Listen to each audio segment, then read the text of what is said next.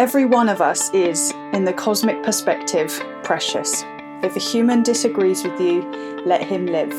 In 100 billion galaxies, you will not find another. The Interplanetary Podcast.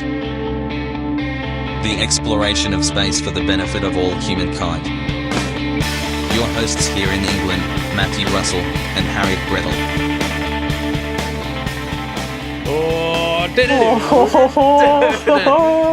Sagan. He just brings chills to your spine, doesn't it? It's it's quite funny. I've been teaching dissertation. I've been using Sagan's baloney detection kit as a form of critical thinking. Amazing. The students liked it. They liked it a lot. It's great. You know, the thing I find amazing about Sagan is he somehow manages to combine both making you feel incredibly insignificant in the grand scheme of the universe, but at the same time incredibly special, right? It's just that way you can match those two ways of seeing it and interpreting the vastness of the universe that is just very profound. Yeah, no, totally, and that's I guess that's what the pale blue dot's all about, isn't it? It simultaneously makes us seem totally insignificant, while at the same time totally significant. Yeah. I know. We should. I keep saying we should always be in a state of wonder after that Arthur C. Clarke quote about the whole universe being either full of life or just us, and either is terrifying. And it's like, well, so we should be continually in this state of awe that we're either alone, oh my God, that's amazing, or there's loads of life out there in the universe, that's amazing. So we should always be in that state because it's one or the other. Yeah.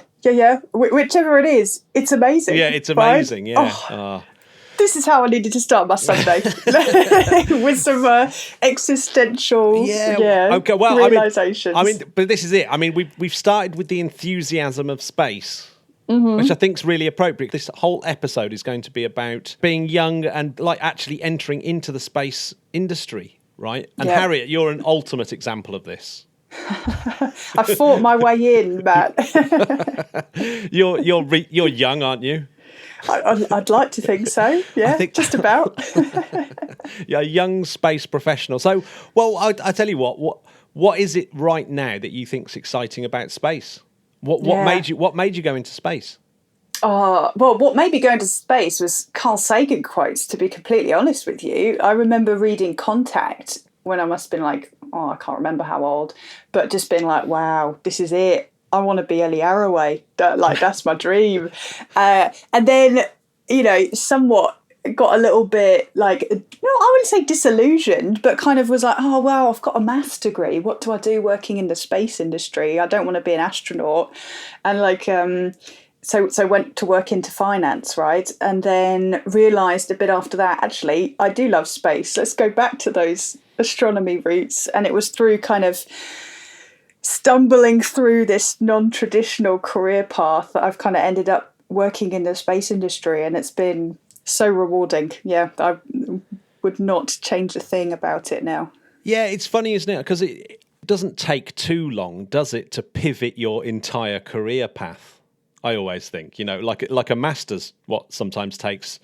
Well, I've heard about some masters that take a weekend, but let's not go into them. But like maybe a bit more questionable. If you say, right, I've got a maths degree, I'm going to do a master's in, at the ISU, at the International Space University, or something like that, and then suddenly you've pivoted your entire career into a whole new realm. Yeah, and it's quite amazing because I remember thinking at the time, I was like, I've invested all this time in a career in finance and, it's going to take me ages and I'm going to get so behind my peers if I try and pivot and go and do something else. And it took me kind of having that realisation, like you say, it's like, well, actually, it took me, 2-3 years to pivot into a job in the space industry to get back to where I was career-wise. And if I'm going to be working for the next 40, 50 years, that's nothing, that's 100% worth it. Like, to continue on another path just because it's going to take you a year or two to transition is silly, right? So yeah, well, I know finance is incredibly exciting.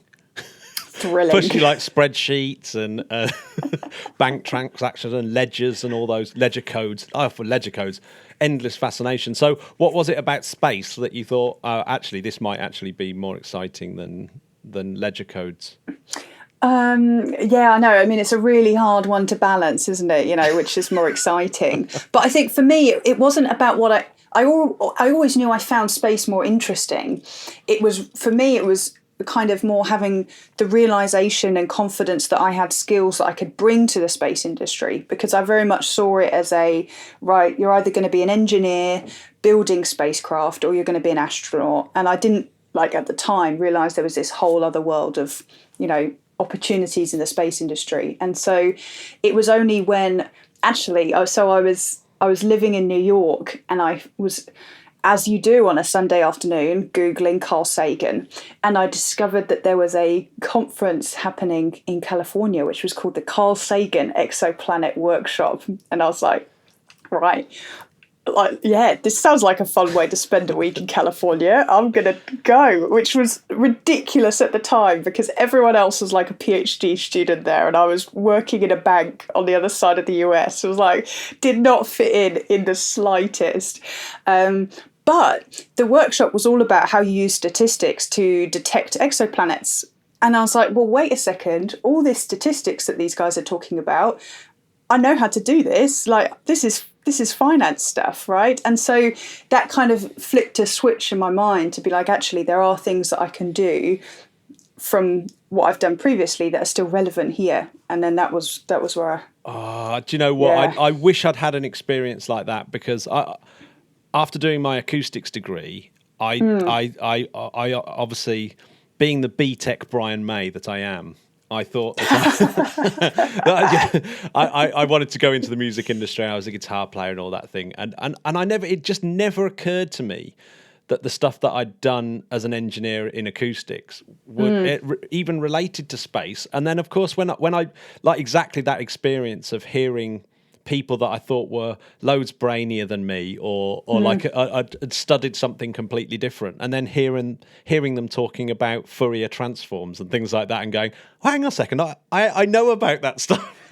Yeah, and you go, oh yes, I actually could have done that, and I guess. I suppose it's not too late for me. I suppose I could, even at the age of 49, I could pivot and but it's really interesting, isn't it? But I do think space right now, surely we're going to see this absolutely huge, a really big recruitment sort of phase where people are excited about space, because I think that people like Elon Musk, love him or loathe him, and I'm somewhere in between. or in fact, he's a bit like Schrodinger's cat when it comes to love and hate. Very polarizing, right? Yeah, but he's definitely switching between those two quantum states. I don't feel as though I have complete ambivalence towards him. He's somewhere in he's the Schrodinger's cat personality, but he has made space really exciting again, because particularly when it comes to sort of human space flight, even though really weirdly he's only in the last year and a half been launching humans, right? But it's the fact that somehow that the way that he's doing it seems exciting. And, Starship seems exciting. The fact that he's saying that he's going to be landing a Starship on the moon. I mean, let's face it, how exciting will it be if in 2024 Elon Musk lands a Starship on the moon?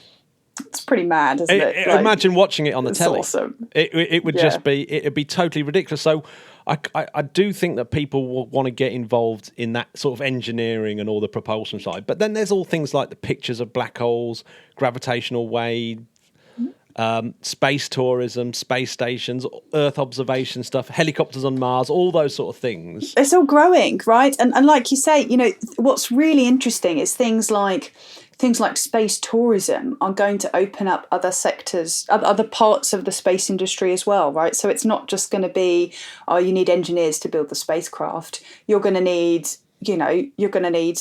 people who can do tourism guides for what you're going to expect on your space flight. You're going to need people who can, work in the more of the hospitality side of working at a spaceport, right? It's there's just so many things that are going to open up, and it's like you say.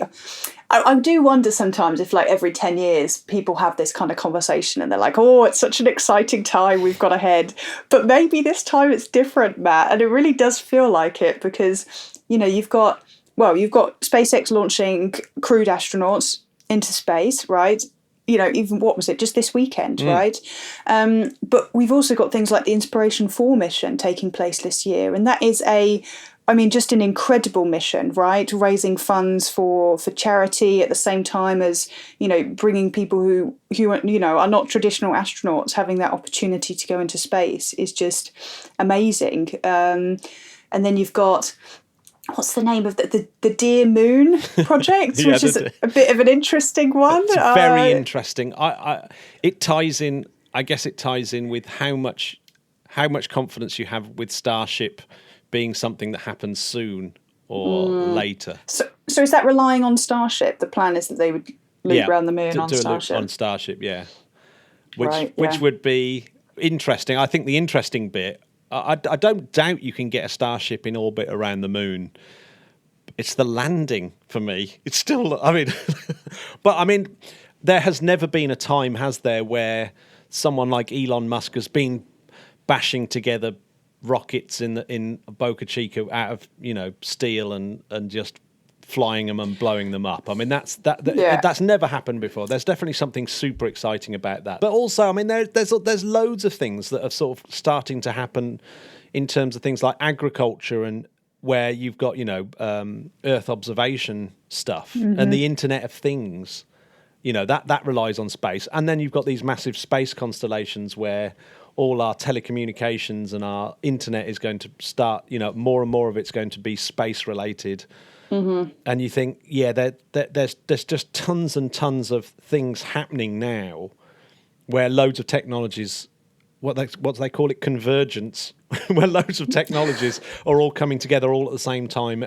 And suddenly it just feels like it's a busy place to be, an exciting place to be. You can be, like you said, you can be anything.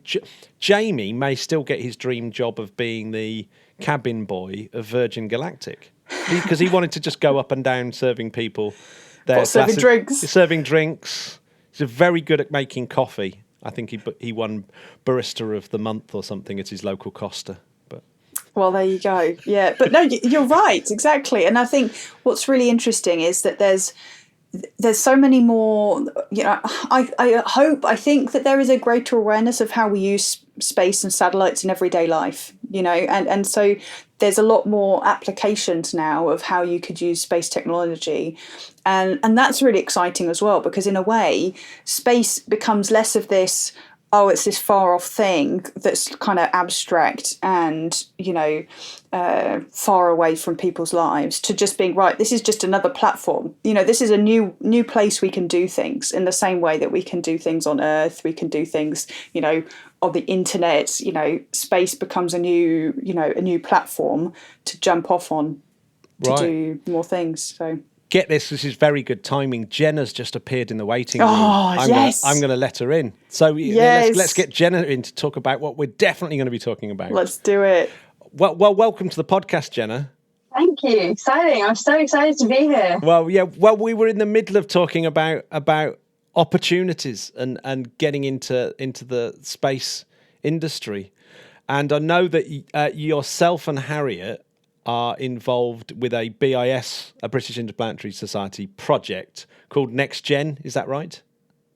Yeah, it's the NextGen network, which actually launched earlier this month, which we're super excited about. And it's meant to hopefully address some of this, and remove the barriers to entering the space industry, and just really creating a really positive environment for people within the space industry as well, to really uplift each other, knowledge share, all that good stuff, which, and I think the BIS, the British Interplanetary Society, is just such a good platform for that. So Harriet and I were so excited about getting this together, and it was many months in the making. So we're so pleased that the launch event was a success. Yeah.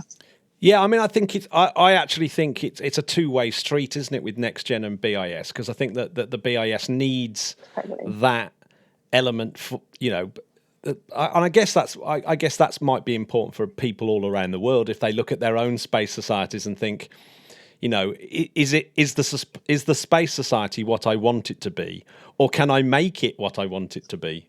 And I guess because you two are kind of making the BIS more like it should be in some ways. Yeah, I mean, it's really exciting because, every time we talk to, council members or people within the BIS, they always raise the fact that actually the founders of the BIS were more close to our age than the average age of the member now. And so it really kind of shows this shift in acknowledgement that the young generation definitely has its own role to play. And I think that's something that, definitely more societies in space and even in other industries can definitely recognize. And it's exactly as you said, it's a two-way street. We're really hoping to kind of, bring something to the BIS as well, right? Like we want to kind of leverage as much of the experience and the expertise and the heritage that they have already. So very, very much two-way street. And so far it's been great. We've got some really great support from there too. So before we delve further into that, Jenna, tell us, because everyone's heard about Harriet's background. So Jenna, tell us. Bored of me now. We're all bored. We're all bored of Harriet. So, I'm not. I still see all the stuff Harriet's doing. And I'm like, no, oh my I God, know it's mind blowing. Of course, I jest. But so Jenna, well, tell us a little bit about your journey, because you're super young. So, but you seem to have done a lot of things. So. Yeah, tell us a little bit about it. Yeah, I do a lot too. So my background is aerospace engineering. I was always, space has always been a passion of mine. I just remember and it sounds really cheesy, but being at school and everyone else is drawing like castles and kings, and then there's me drawing trying to design eco-friendly rocket, and I was like that weird kid. And then always did well at maths and physics. So decided to study aerospace. Went to University of Southampton. Loved my degree. Then I found the engineering side of space wasn't quite what I wanted it to be. Explored things like consulting and investment banking, which is another typical route. Then so applied for that, offers, wonderful, happy days. Watched the film The Martian. Had a bit of a breakdown. And I was like, oh my God, I'm so just not ready to give up this amazing pursuit of space. And so found the ISU, the International Space University, did my second master's there, which was really a kind of inflection point for me. It really exposes you to the other side of space, which you really don't get to see that much, right? Like I thought that NASA and science and engineering was the full stop of space in my young naivety. And actually going to ISU, I really realized that for me, what I wanted to achieve in the space industry was kind of bridging the business side and the technical side. Because I just think that if those two sides can talk to each other, the progress the space industry could make would be mind-blowing, right? Like if we can actually put together a business case of why we should do this, it would be awesome. So long story short, I'm now a management consultant at Bain & Company, have been here for about 3.5 years. Very much my day job, but outside of work is where I really get my space fix of things like the BIS. I work within SGAC a lot, so the Space Generation Advisory Council, of which Harriet's a co-chair.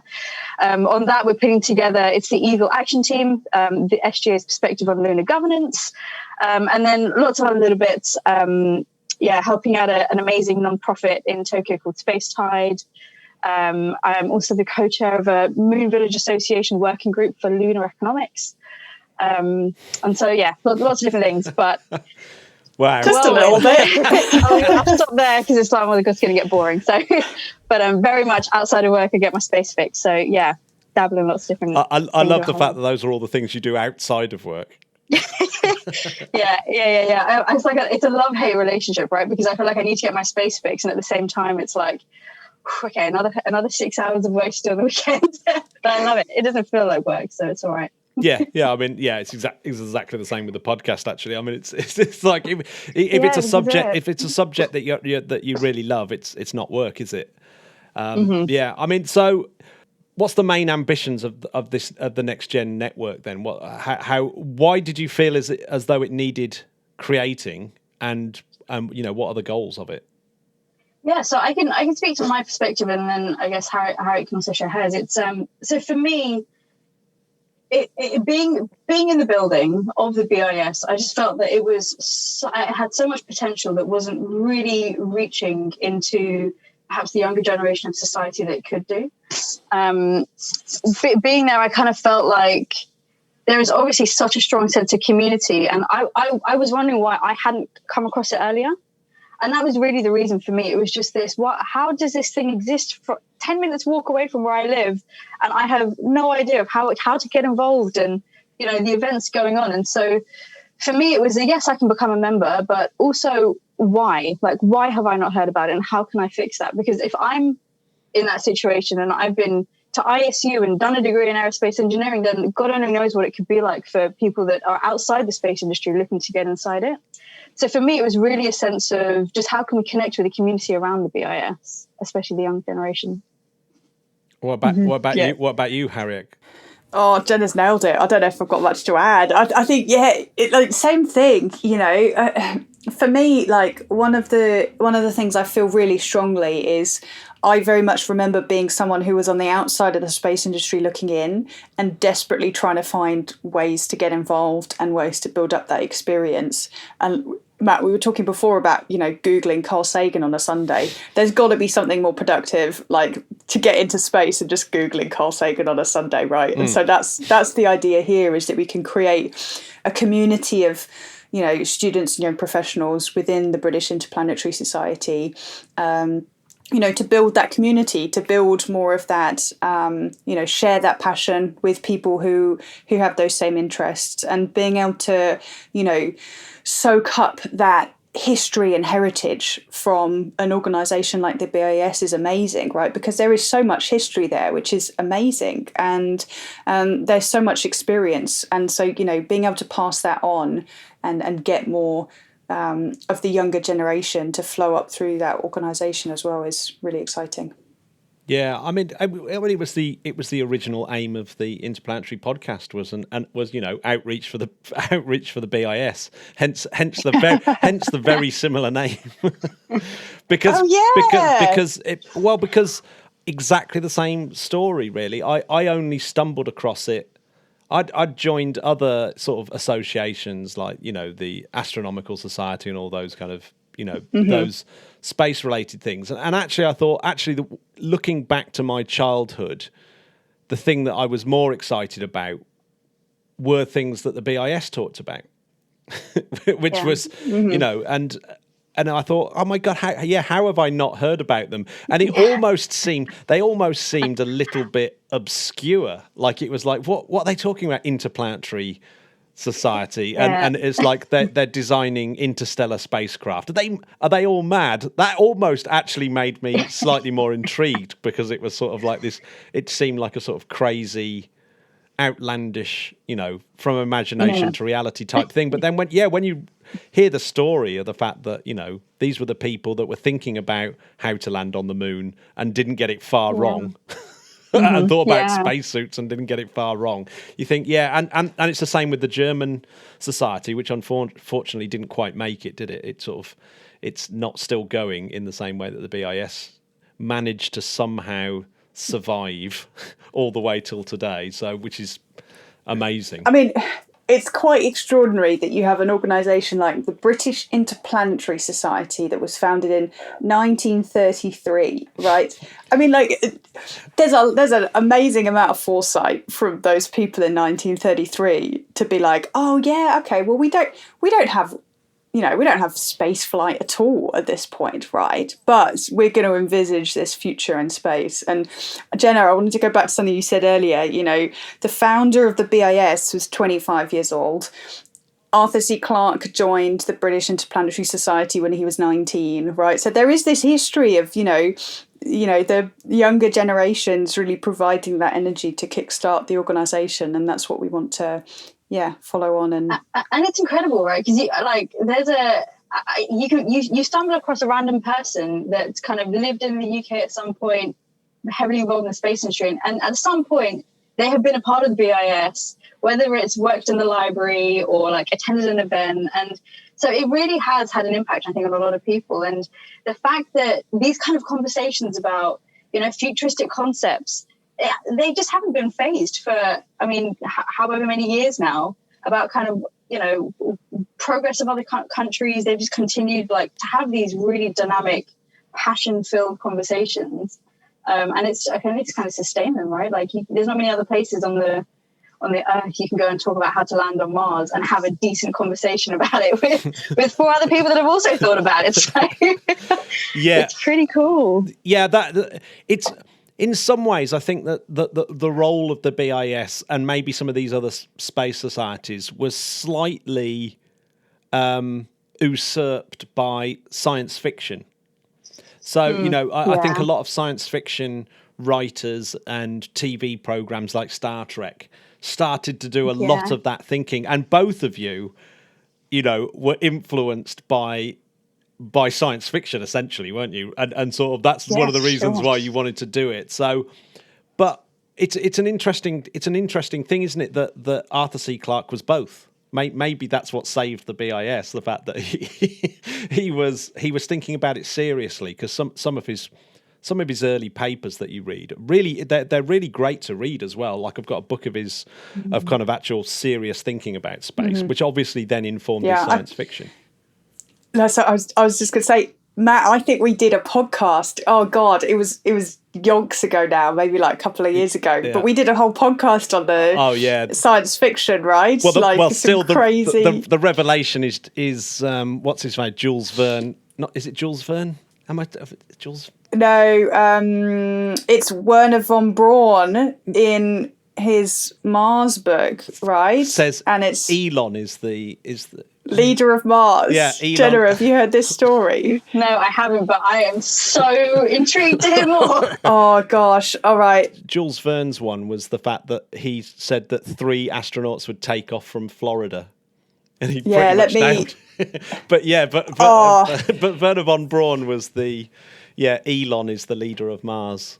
Let me see if I can find it. Yeah, okay, so can't remember when, but in must have been the 40s, or let's just say in the not too distant past, Werner von Braun wrote a book called Project Mars: A Technical Tale, where he laid out his vision of how we could get humans to Mars, and inferring as much as he could from, the reality of rocketry technology at the time, but also a little bit more of foresight and imagination in terms of what society would look like when we move to this other planet, right? And in it, he talks about what the government would look like, what would be the frameworks, how would you build the society. And I'm just going to quote here, and he says, "The Martian government was directed by 10 men, the leader of whom was elected by universal suffrage for 5 years and entitled Elon." That is freaky.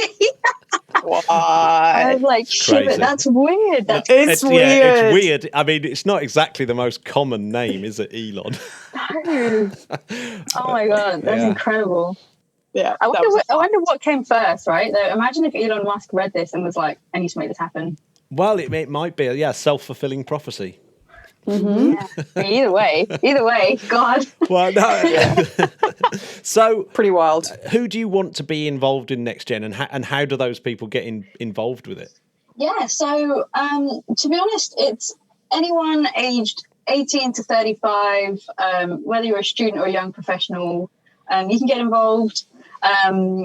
We honestly, you don't have to be, and this is something that we really want to tackle, you don't have to be a space nerd or know everything about, orbital mechanics to get involved. If you're interested in space, then it's purely just to create a community. So how you can get involved is you can sign up, you can log on to the British Interplanetary Society website, and there's a little form you can fill in. You don't have to be a BIS member. There are kind of different access rights depending on whether you are or aren't. But honestly, at this stage, it's anyone between age 18 to 35. And if you are even remotely interested in space, very much feel free to get involved, for sure. So check out the website, have a look. We're going to be organising events. We're going to be, looking at how we can build more of that community. And at the moment, we're open to ideas as well, So, again, on the website, if people have got ideas of what we could do to help strengthen that community within the BIS, then we want to hear those ideas and make them happen. It's very much trying to help people more than anything. It's not meant to be another society, another network, another newsletter. We're really just trying to help people, right? And so whatever is most useful, there is a degree of flex that the BIS NextGen network can accommodate. So very much, as Harriet said, open to hearing ideas, brainstorming, following the needs. So you've got this network, and presumably you both thought that was needed, despite the fact that you both seem to have done an amazing job of finding all these different places that would kind of you've managed to leverage for your own careers and for your own sanity. I'm thinking of things like the SGAC and the sort of more international things that you do as well. I mean, tell us a little bit about all the kind of things that you've got involved with over the years that have really helped you. Yeah, maybe I can start off and talk a little bit about SGAC, because that is my honestly, the Space Generation Advisory Council was what got me into the space industry, and it was what really helped pivot my career. So I'm forever thankful and so glad that I can give back and chair the organisation now. It's incredibly rewarding. But this is an organisation that essentially supports students and young professionals connect to the wider space industry on an international level, right? So we have over 15,000 members in over 150 countries. We have national points of contact in over 100 of those countries, including in the UK. And, Jenna and I are working with the SGAC team in the UK to make sure that we want to collaborate with other organisations with what we're doing with the BIS. But SGAC is very much on a kind of international level. So as a youth organisation, we also have a permanent observer status at the UN's Committee on the Peaceful Uses of Outer Space. And that's something that's really incredible, which is that SGAC provides a platform for young people to come together, connect, either on particular topics that are of interest to them, but also, meet up in in-person events around the world, and come up with recommendations that are presented to the UN in terms of this is what the next generation thinks is important on these things. And Jenna can talk about the Eagle Action Team, who are going to be doing exactly that very soon, which is just amazing. But it's really a just incredibly international platform to be able to meet and connect with people from around the world. We also organise a whole host of scholarships to help support, students and young professionals attend international events.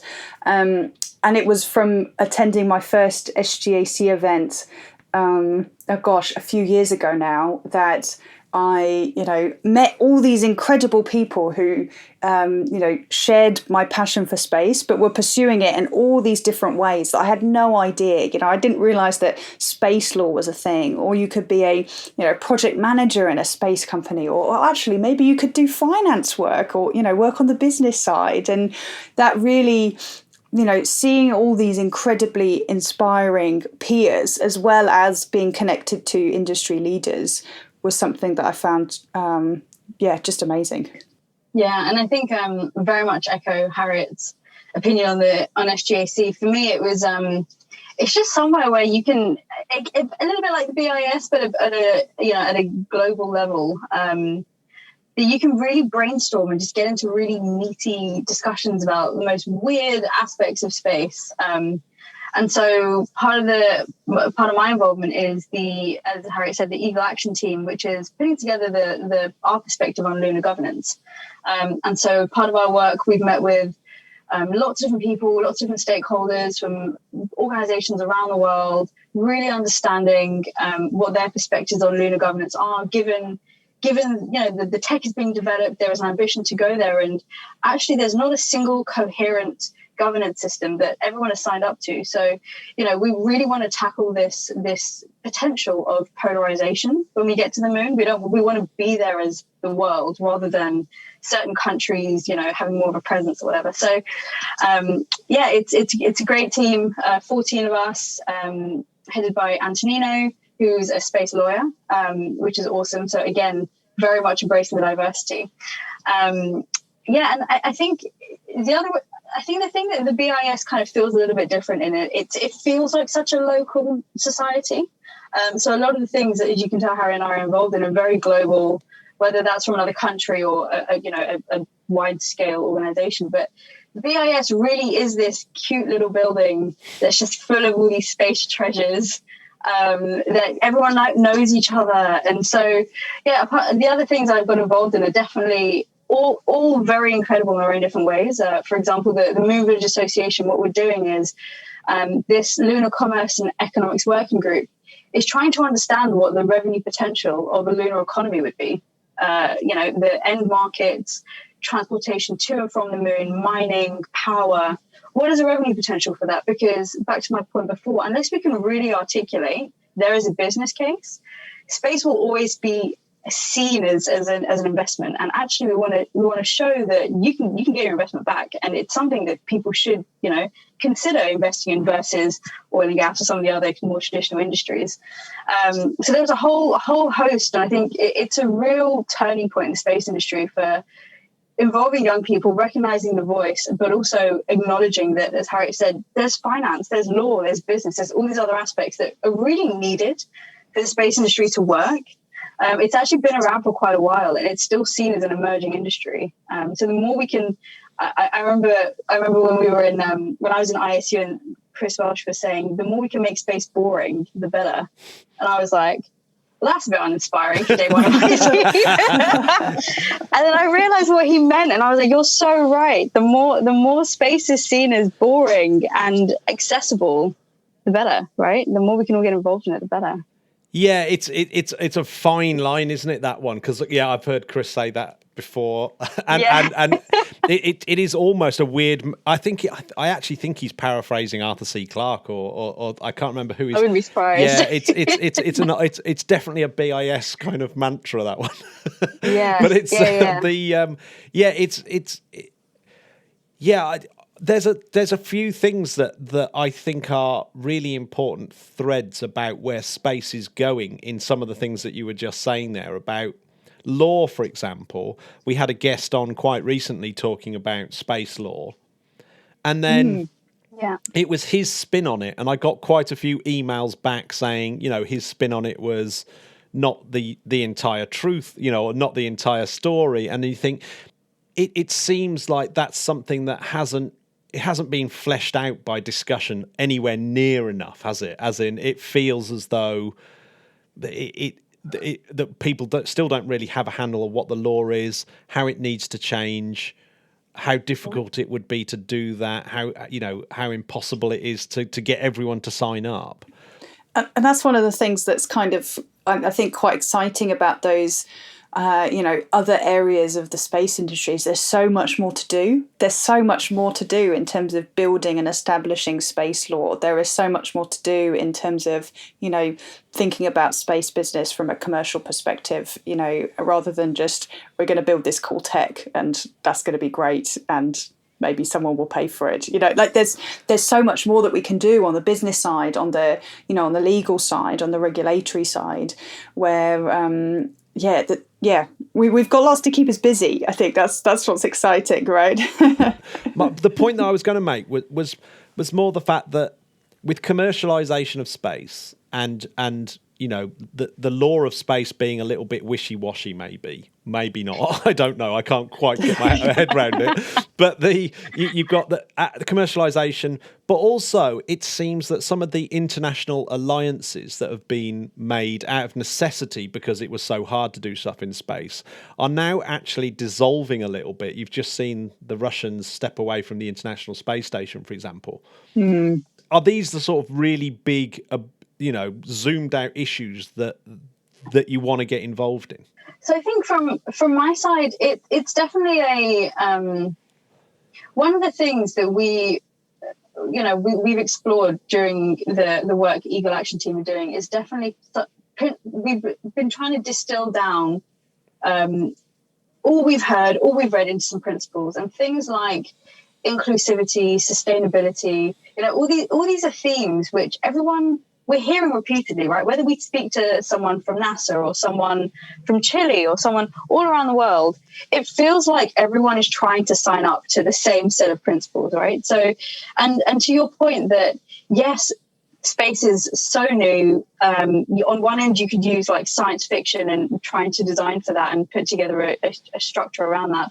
On the other end, actually on Earth, we have some proxies we can look at, right? Like when the Europeans expanded to other parts of the world, Law of the Seas, all these other kind of proxies and, you know, similar situations that we can learn our lessons from, right? We're not starting from zero. And so I think people feel quite passionate about that let's try and do it right this time.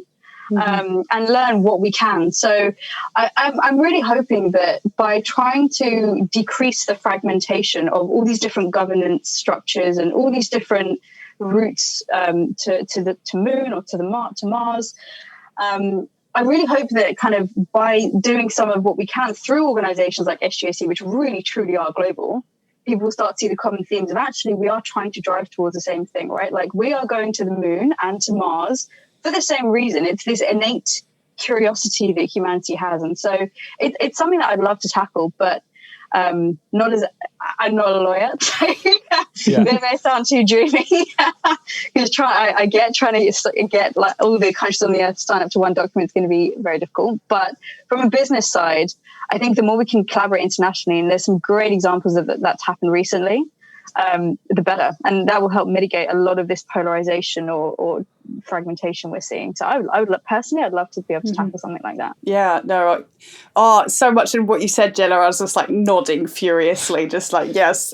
And just to add to that, you know, kind of that interdisciplinary collaboration is so important, right? Because you're talking about how, like, sure, you know, space is this emerging industry, you know, especially the commercialization of space is, you know, something that's, you know, been building over the last decade or two, right? And but there are other industries that have kind of faced these similar challenges. And so I was on a panel a few weeks ago, and someone had this great quote, and they were an oil and gas lawyer, but applying that to the space world, which was really interesting. And they said something like, you know, why do we have to wait for a catastrophe in our industry before we do something about this? Why don't we learn from the catastrophes in other industries? You know, and it's so true. You know, we've got so many benchmarks and I was about to say exactly that. It's because let's look at one space industry that is quite mature,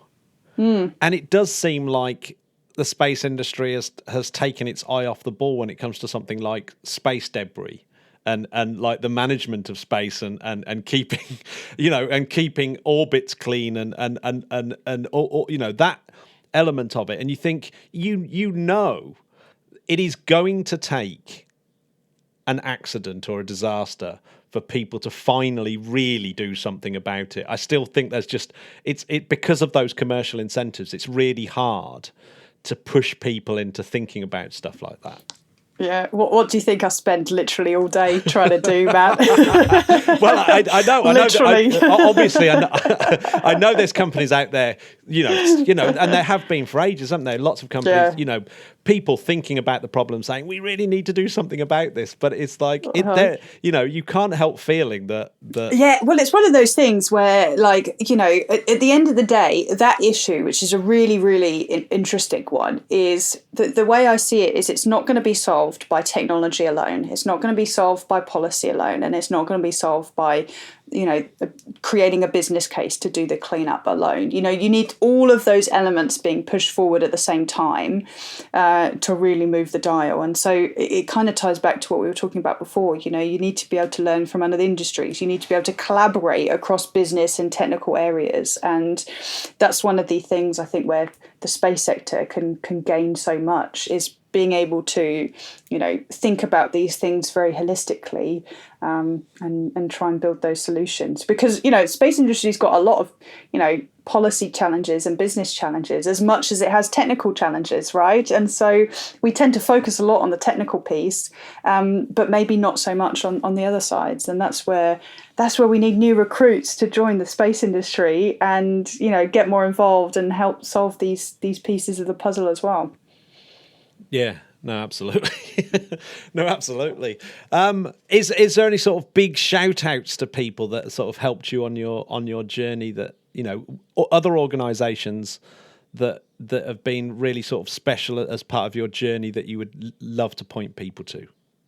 Oh, I think for me, it's got to be, for me, it has to be ISU, I think. ISU is always my go-to if I need the most random data point about the space industry from the 19 whatevers. Someone in ISU will know it. It's great. They can point, it's that kind of community. And I think for me, the shout out actually was, so the other part of my story about when I saw The Martian, had a breakdown, I went running to my supervisor he's called Angelo, who unfortunately passed away in a wingsuit accident. He was kind of one of these crazy cool guys that wingsuits, was a, doctor of astrophysics, scuba diver, road, one of these rock stars just generally. So he passed away recently, but he's the one that pointed me to ISU. And I think, people like that are very willing to listen to you and then really just try to direct you to in the space industry where you need to go are really invaluable. So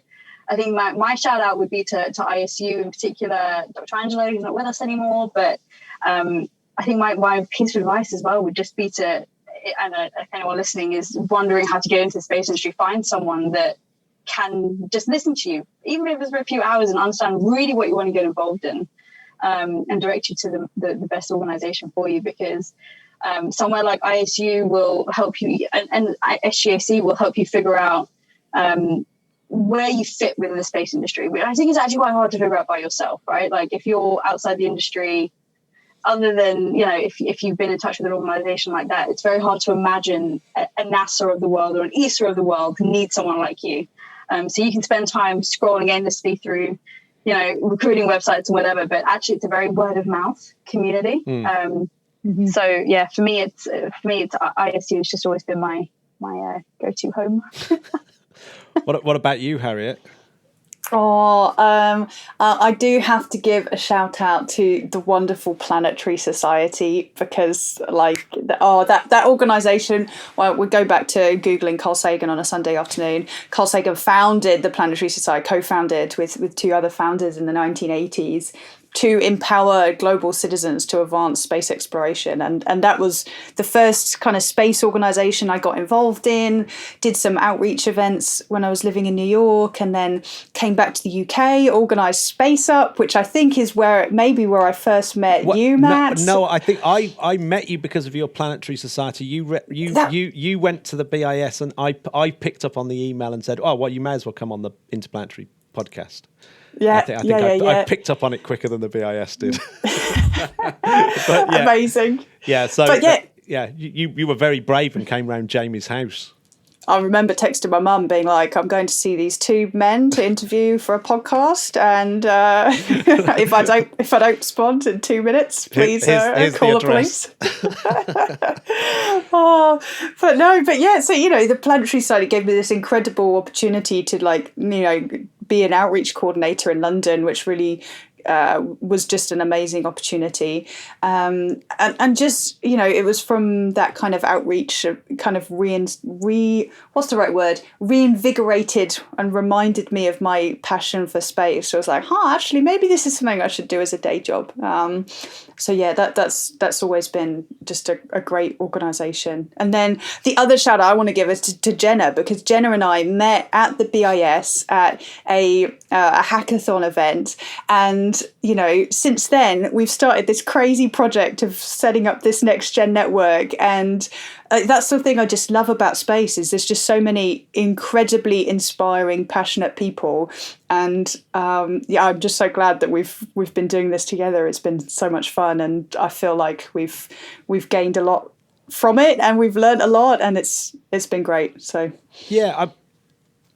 yeah, I mean, that's the great thing, isn't it? I mean, I must admit, since doing the podcast, which is like 5 years, and I've done a lot of interviews now, and I have to say, virtually bar none, everyone is a really inspirational person that you talk to. And I think maybe there's some connection between sort of looking up and wanting to, that spirit of exploration and the spirit of wanting to do something, go into the unknown, I think is a really great human trait that I think does everyone well. It's bizarre that it's always connected to music, though. Like virtually everyone I meet in space is also they also love music, but maybe everyone loves music. Maybe I've been fooled by some confirmation bias.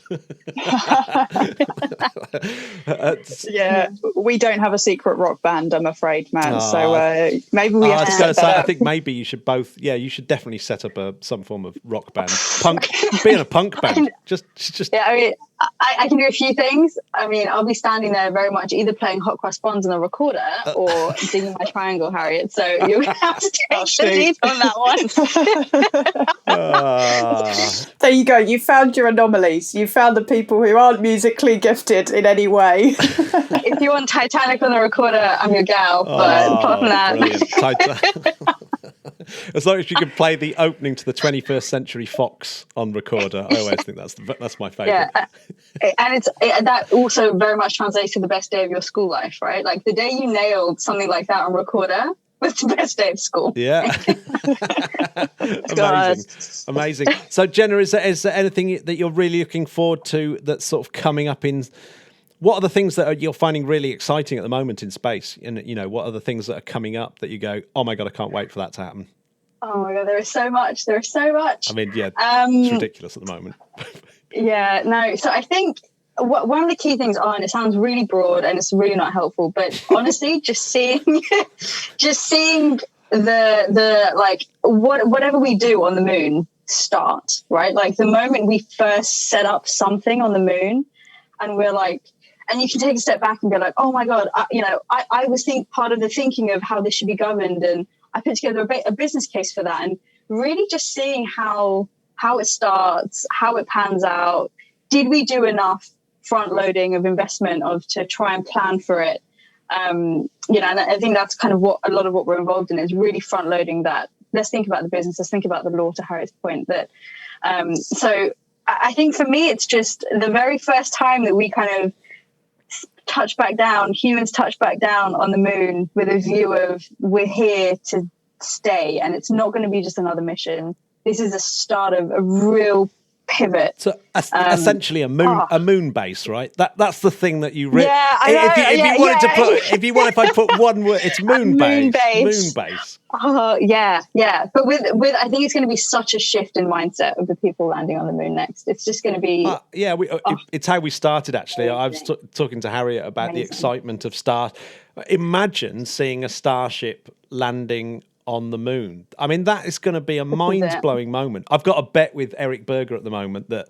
Because Elon Musk said, yeah, it's going to happen in 2024. And I said, if that happens, Eric, I'm going to eat your hardback book live, because it's no way. You're going to do a Peter Beck. I am going to do a Peter Beck. I'm going to live stream myself eating the hardback version of Eric Berger's Liftoff book, because 2024 seems ridiculous, but God, when it happens, I'll happily eat my book if it's 2024, because it's going to be ridiculous. It's going to be the most amazing moment ever. I'll happily eat the book. I'm not going to. Yeah, it's good. Definitely. I think it's, and I just think that you hear like the older generation of I was alive when Neil Armstrong and da-da-da, and we are going to be the next generation that can experience that feeling, right? Like it's phenomenal. Yeah, and actually it's funny you should mention Apollo, because Apollo is another very good example where virtually everyone involved was in their 20s. Everyone involved in Apollo was in their 20s. All the engineers, all the people in the mission control. They were just all young space people doing. So it's almost as though it's the best age to be, because you've got the most enthusiastic ideas. Yeah, and the energy, clearly, Harriet and I. Yeah, I don't know. Wait. Yeah, we can't keep doing this forever, right? No. No, but for me, it's that. It's when we touch back down with the idea of we're staying here. Oh, what a moment! Yeah, I'm going to be very excited about that. So no two ways about it. I mean, that's where it's at, isn't it? There is something very exciting about human exploration. I think you can't. Mm-hmm. I just think that it's phenomenal how I'm going to go all like philosophical here, but space is honestly like it's present in ancient Egyptians, it's present in religion, it's present in the most scientific studies. It's one of these things that really has spanned civilizations and generations and whatever. And so for us to be, all of us, to be alive when that progression changes and really takes a step change, it's just awesome. Absolutely awesome. What about you? Oh. What about you, Harriet? I was going to say, what a note to end. That was beautiful. And then I whip out the recorder and we play a tune. You can play the podcast theme on recorder. It's going to be brilliant. Oh, there you go. You've got a new closing soundtrack. I can already see it. There we go. Oh my God. That's what it would sound like, to be honest. Completely redundant. Oh, dear. Well, yeah, no. I should point out that my dad was essentially a professional recorder player, so I do have a nice connection with the recorder. Oh wow! Yeah, it's not just a silly. It's not just a silly instrument. we should have much more respect for it now. Yeah, actually. So don't take the piss out of recorders. Thanks very much for both joining me and telling me about all that stuff, because it is really exciting. What an exciting time to be you two, and anyone else that wants to do it as well. I am a little bit jealous. Is that okay for me to be jealous? Yeah, but it's not too late, Matt. We were talking about this, right? No, but thank you so much for having us. And I think it's just to your point that BIS is open to people 18 to 35, but I think anywhere, no matter what age, no matter where you're from, can find a home in space. If you've enjoyed the podcast, you can go to www.interplanetary.org.uk. I'll put some links to all the stuff that you've been talking about there, and maybe a few biogs and pics and stuff. And if you really like the podcast, then you can go to patreon.com/interplanetary and join the Discord. Harriet, you're on the Discord, aren't you? I've invited you on. I am on the Discord. I should be more active on the Discord because I see some great chat. Yeah, more for me. Yeah. Yeah, you should. You could. You know that you've got a captive space nerd audience there. I know. Yeah, it's a great place to be for sure. It is. There's been quite a few new members as well. It's growing all the time. Well, the weather's looking beautiful, so I'm going to go and enjoy my Sunday day. So thanks very much for joining me on the podcast. Oh, thanks for having us. Yeah, absolutely. Thank you. It's been wonderful. Awesome. Bye, Sponsor.